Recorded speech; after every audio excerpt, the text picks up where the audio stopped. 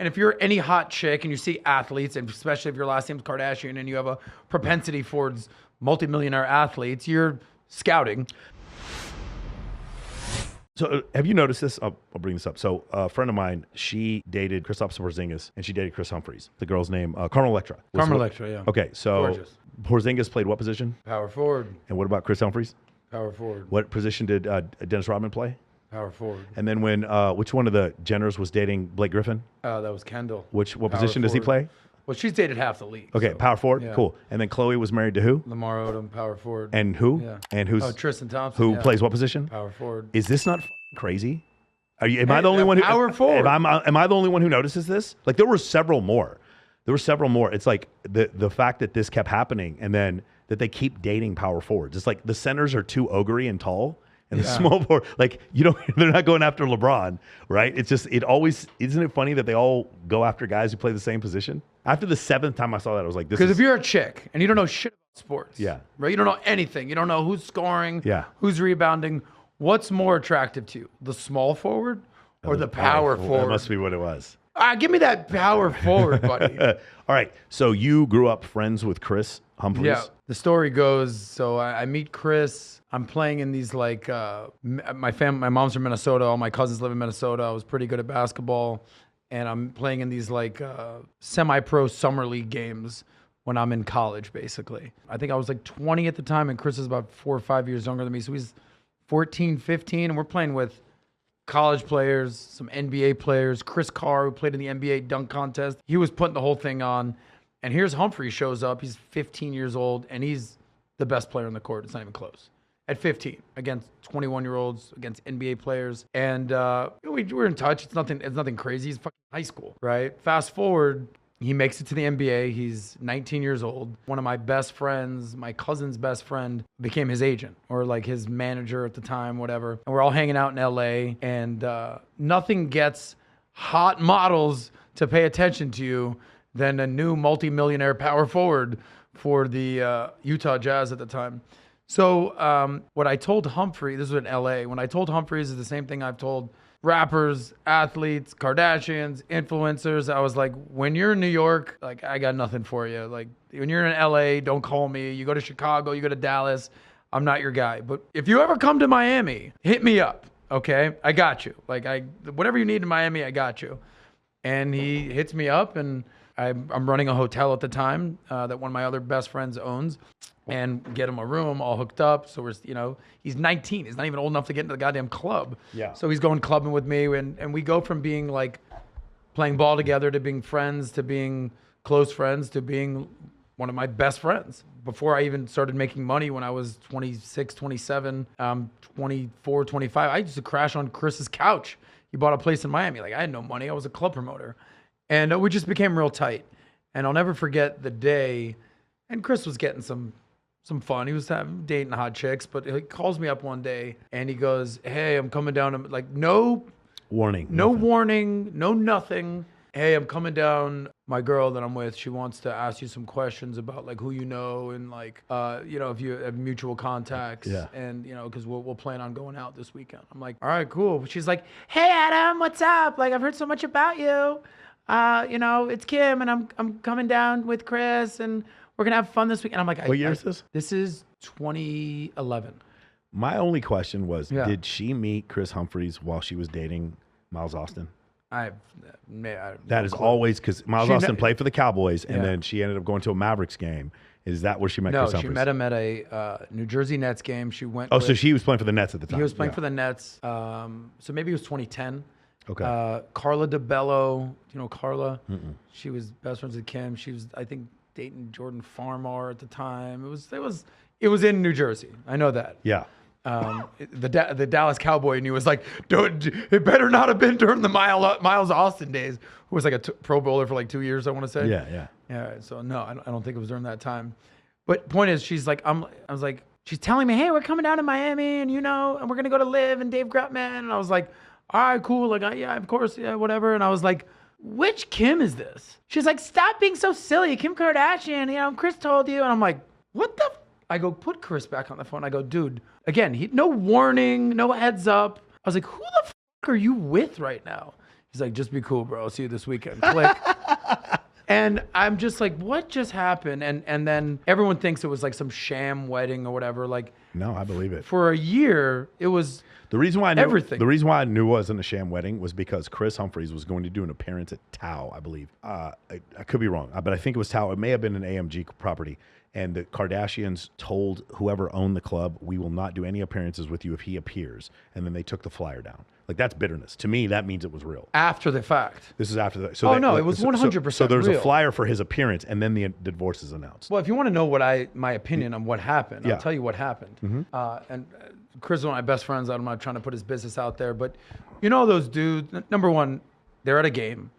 Speaking of power forwards, like she's looking at the game pamphlet. What is it called? Like the I forgot what it's called. The roster. they're just looking at the pamphlet they give you for free when you go to a game. And if you're any hot chick and you see athletes, and especially if your last name's Kardashian and you have a propensity towards multimillionaire athletes, you're scouting, recruiting. let's just say, for those of you who don't know, Kris Humphries is a 6'10", very, very good looking guy. Yes. Yeah. He does not look like a typical power forward. No, he looks like a male model who happens to be 6'10". 100%. Yeah. Done very good things for me, just rolling out with that guy and all that. But so her words, not mine. She saw on the pamphlet or whatever. Yeah.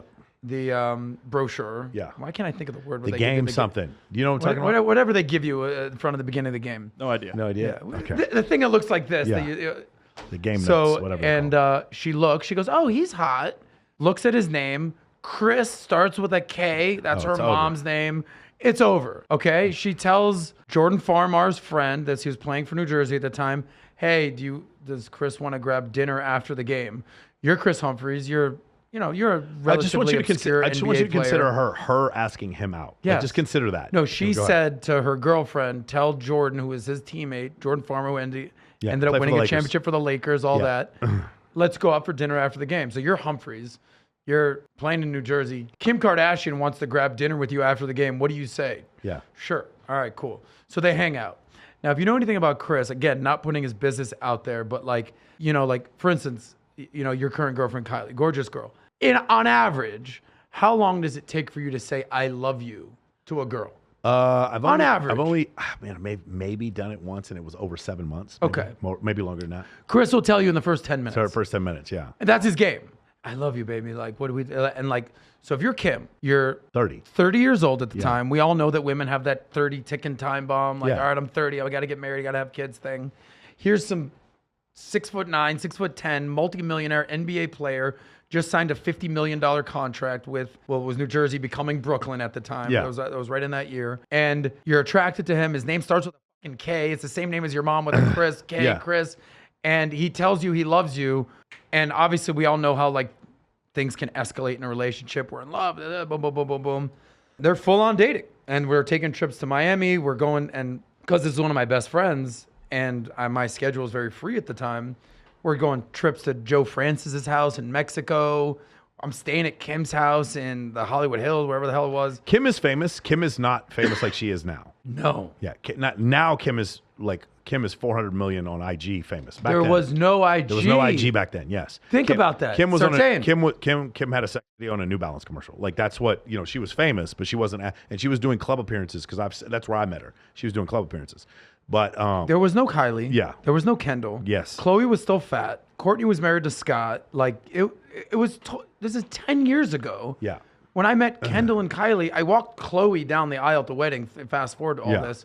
Kendall and Kylie weren't even 18 yet, but it was a real thing. But I think then what happens, like in any relationship, let's just be honest for a second. In any relationship, you have your honeymoon stage, your first 3 to 6 months, and it's the best and everything's amazing. And then all of a sudden you're really dating, and you're picking up laundry, and you got dogs involved, and you've got family. It's crazy. And you're planning a wedding, and it's like, all right, well, I don't, the wedding's limited, and bless you, and we only have a certain amount of, and like things start escalating in any relationship. Now you're fighting. Now the honeymoon stage is over. And the problem is, in most relationships, you can just kind of take a step backwards and break up. But they can't. When you've already announced that you're fucking having a wedding extravaganza, and you've booked out the event, and there's lights, camera, action, it's kind of hard to be on the altar and be like, yeah, I don't know if I want to do this anymore, because there's millions of dollars on the line. And I think what happened was even at the wedding, there was cracks in the Sure. in the armor a little bit, but they were just like, let's go through with this. A lot of eyeballs, a lot of money. Yeah. And then they went on a honeymoon, and then Beverly just realized, look, this is not actually meant to be. P.S. Let's not forget, Kanye's texting, saying certain things like, literally, don't marry this idiot. You know, you're my girl, whatever the hell he was saying at the time. So, yeah, it was a crazy situation. When I watch stuff like that, because one of the things that would concern, I have some friends of mine, I'm sure you do too, that are super wealthy, like over 100 million or super famous, and they don't have a group of people around them that will tell them no, right? When I watch situations like that, I want to learn from them.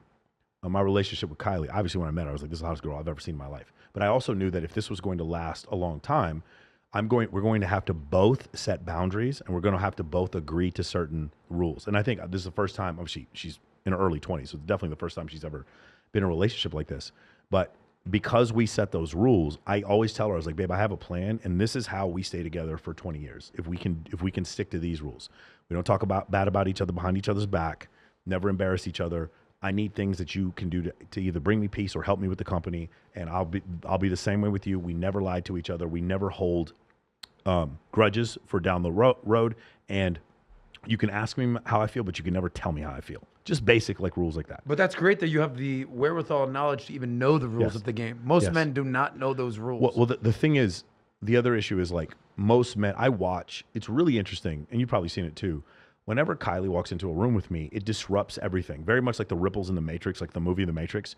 Kylie will walk into a room, and I watch pit bosses, I'll watch every gambler. They just stop what they're doing and they stare at her because she's just so unique looking.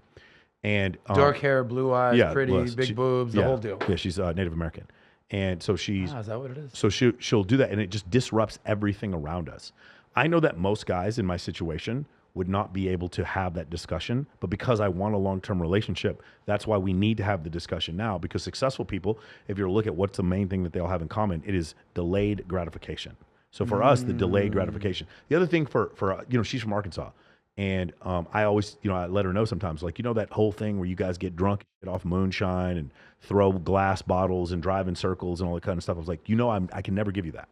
I need you to know this now before we get into a relationship. I'm never doing, not that she doesn't do any drugs, but I'm like, just so you know, I'm not doing drugs with your friends. We're not going to get hammered. None of that's ever going to happen. And when I wake up in the morning, I'm making money for us and the fucking pets. I got a plan, and I need you to be on board with this plan. And if you can't, then that's fine. But I just need to let you know. If I had been in this relationship when I was 25, anything she wanted, she would have completely walked over all of me. Anything she wanted. Such a good point right there. Literally, and there's no way I could look at her and tell her no for anything. Do you understand what I'm saying? Such a good point, Michael. Yeah. Of course. And that's the thing. Like, I respect her enough to want this long-term relationship. And while she is still probably the hottest girl I've ever seen in my life, the thing is, I've dated supermodels before, and so it doesn't affect me the same way. Just like first time you hear a gun pop, like, whoa, but like you're on a gun range and you just hear it pop for a while, it just becomes normal. It's the same kind of situation with that. And that's what happens, I think, with Kanye and Kim, or with Kris Humphries and Kim, it's like they don't know how to set boundaries, and they'll just like figure it out down the line. You know what I'm saying? And then they can't set boundaries because they can't go anywhere. I don't know any as famous as then, but I know Bilzerian, he can't go to the store. He can't just like go to the store. He's got to have security guards with him. I'm sure PBD is getting close to that.